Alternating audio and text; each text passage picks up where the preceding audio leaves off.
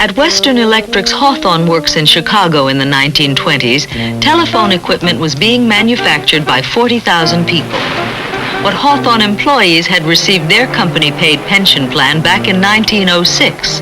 They had vacations 1 week after 5 years, and they had sickness disability pay. Hawthorne was considered a progressive place to work.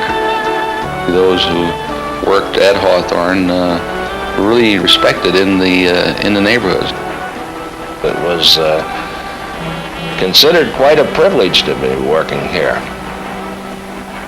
At this and 3 other companies in 1924, the National Academy of Science began an experiment to determine how illumination affects worker efficiency. The premise was that output would improve if the lighting of work areas was improved.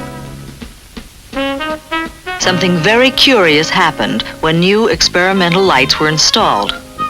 Output went up among those employees being studied, and also among those whose lighting had not been changed. And most puzzling of all, it continued to go up even when lights were turned down. Having proved nothing, these studies were called off by the National Academy. It might all have ended there. Relay making was picked for a new experiment when Western Electric alone decided to probe the inconclusive results of the illumination studies. 6 young women assembled the electromagnetic switches while rest breaks and different hours were tried. It was the core of what would later be called the Hawthorne Studies, industry's first scientific inquiry into employee attitudes. Continuing changes in routine were freely discussed with the workers, whose output as well as involvement in the project increased dramatically. Each completed relay was counted by a tireless tape, which recorded an overall production increase of 30%.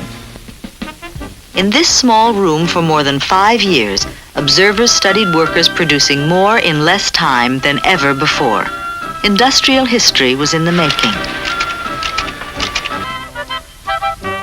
The Hawthorne-Harvard Cooperative Inquiry continued into the 30s, delving into production areas all over the plant.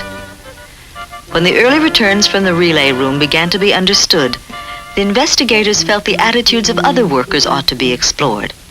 They began industry's first formal employee interviewing program.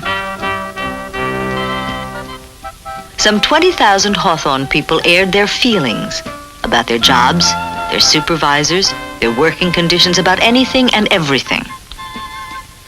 In other experiments, investigators found the first clues to the social organization of people at work, an organization that seemed to have as much or even more impact on output than anything management did.